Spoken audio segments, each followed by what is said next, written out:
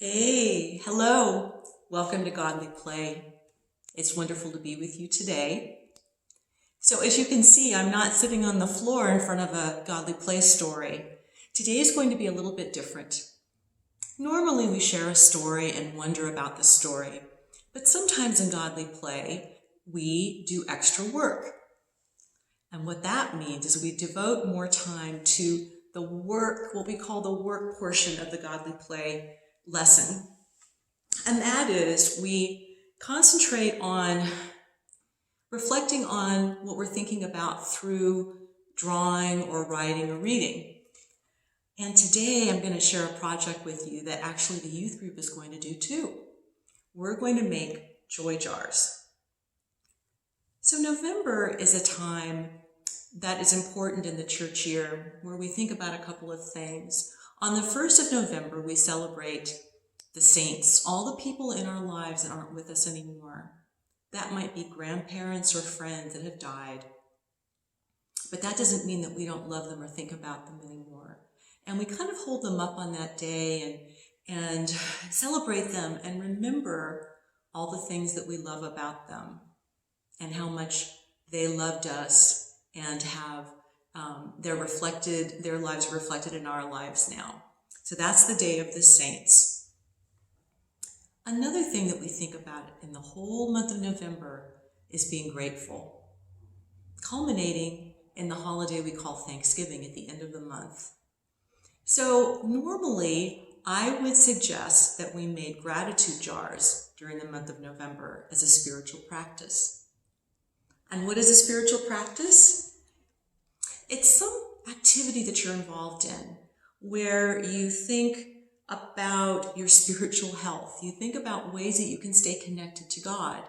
That might be through prayer or singing or meditation or reading or art. And I was talking with this about the youth director Orion Lacey. And he was saying, I think that this year, instead of doing gratitude jars, we should make joy jars. So we discussed that and we realized that we often think about what we're grateful for, but we don't always think about what brings us joy, what makes us happy. And in these times, which are a little bit different than usual, where we're not able to see each other as much, we're communicating in different ways online, we can't do some of the things we would normally be doing. Sometimes it's harder to find the joy that we're used to experiencing. We have to look a little bit harder to find it inside of ourselves, but it's all around us. No matter what's going on in the world, there are always things in our lives that can bring us joy. We just have to look that little bit harder, be more aware of what's going on around us. Something as simple as your cat climbing up on your lap and purring, or someone in your family making something to eat that you really love. My daughter has been experimenting with baking during COVID, and she surprises us with these delicious sweet things, and that's been a joy to see her develop as a baker and also to enjoy eating what she makes. So Orion and I decided that we would have our two groups, the Godly Play Kids and the youth group, make joy jars. I'm going to show you how to do it so that you can do it at home. This is what one looks like when it's all done. It's just a jar. If you have an empty jam jar or something at home like this, a canning jar, this will do. You could also use a box, like a Kleenex box or something, anything that you have on hand you can decorate. But I chose to make jars, the vessels for holding our joys. So what you're going to want to do is you're going to find an empty jar or a container and set yourself up with a workplace. I put a piece of paper down on the table so that I don't get glue on the surface of this table. You're going to need some white glue. If you don't have glue at home, you could also use Scotch tape. That would work too. Or masking tape. Any kind of tape would hold the pieces of tissue paper onto the jar. But if you have glue, find a little, this is kind of like a little cup that yogurt or something came in, applesauce, and I'm going to squeeze some glue into this container. Ooh, and I forgot my paintbrush. Wait for me.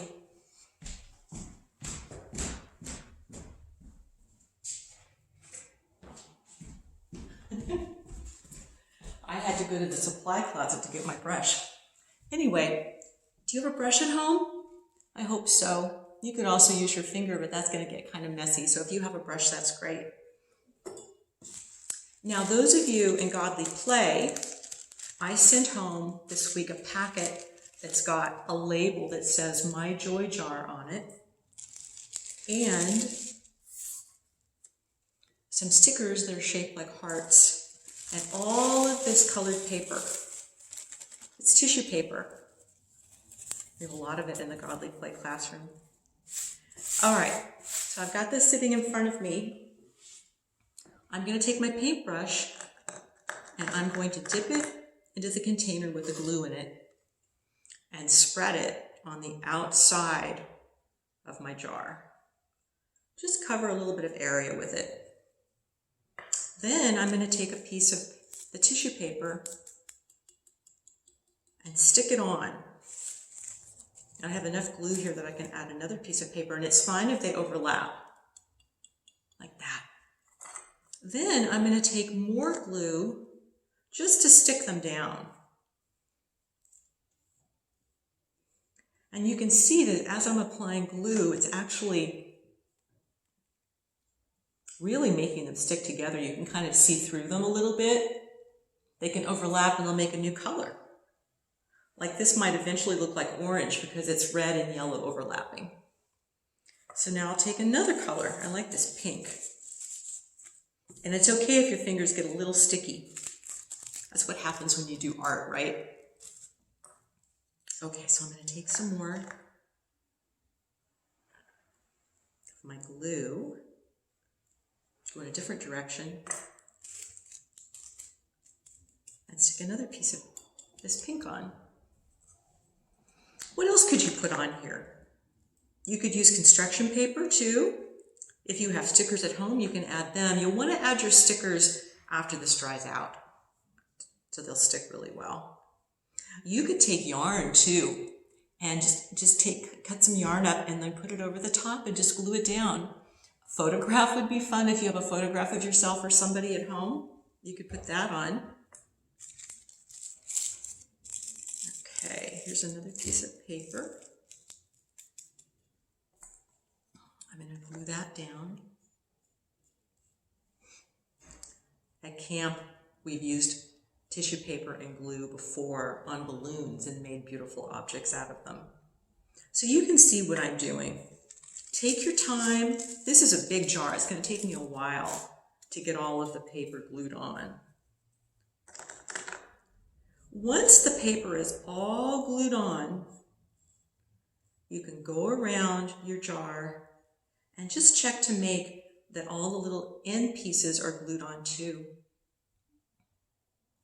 Now, the hard part is going to be just letting it sit. It's going to have to sit overnight before it's ready for you to put the label on it. You want to make sure it's really nicely dried out before you do that. So let's pretend like this is tomorrow morning. When this is completely dry, you can take your label and peel it off. Let me see, there we go. Peel it off.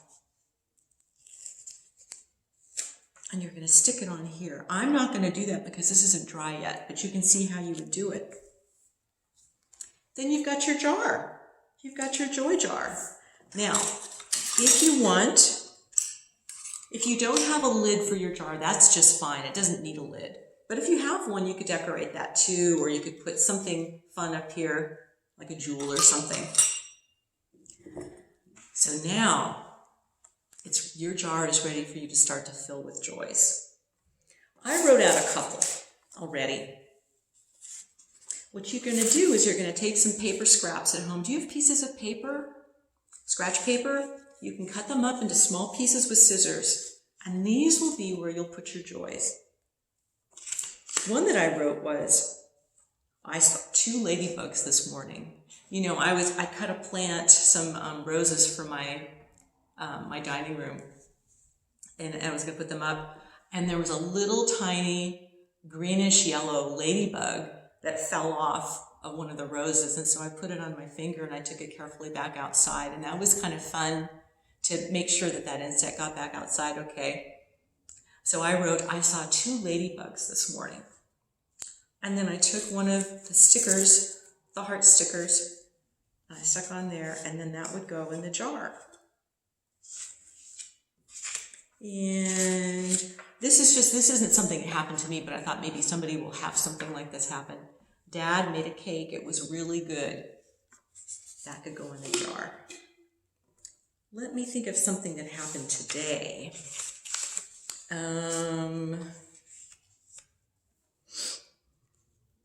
know. I went on my deck and saw lots of yellow flowers.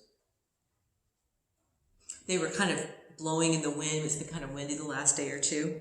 But I just thought how pretty they were. I scattered some wildflower seeds in my garden earlier this year, and it took a long time, but they're coming up now, and it's just so nice to see some color back there. So that was something nice that happened to me today. It made me feel happy. I stick that in. So the idea is that every day you take a little bit of time to reflect on something that happened to you during the day that made you happy.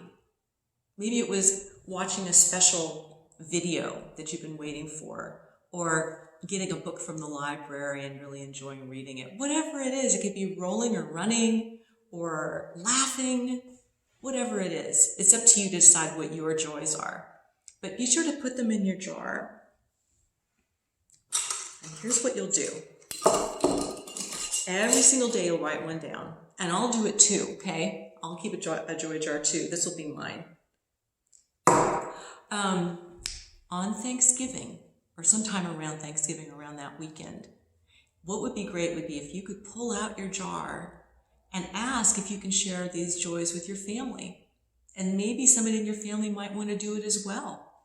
And see how you feel. Imagine a whole month of happy memories of things that made you feel joyous. Wouldn't that be cool? I think that's a good spiritual practice for us to remember that even during tough times, God is always with us, and there is always joy to be felt and had. So I hope you enjoy this activity. We'll do more in the coming months. And one thing I wanted to let you know is that a group of people, we're going to prepare Advent workshop kits for you that you can come pick up and you can do at home, because this year we won't be able to do Advent workshop like usual. But we have lots of supplies and lots of ideas, and we're hoping that we can create some kits. We know we will, that you guys can have at home, and maybe you'll take pictures of what you make and we can share them online. But anyway, more about that soon. But blessings to all of you, and I hope that you have fun with this spiritual practice activity called Making a Joy Jar. Bye-bye.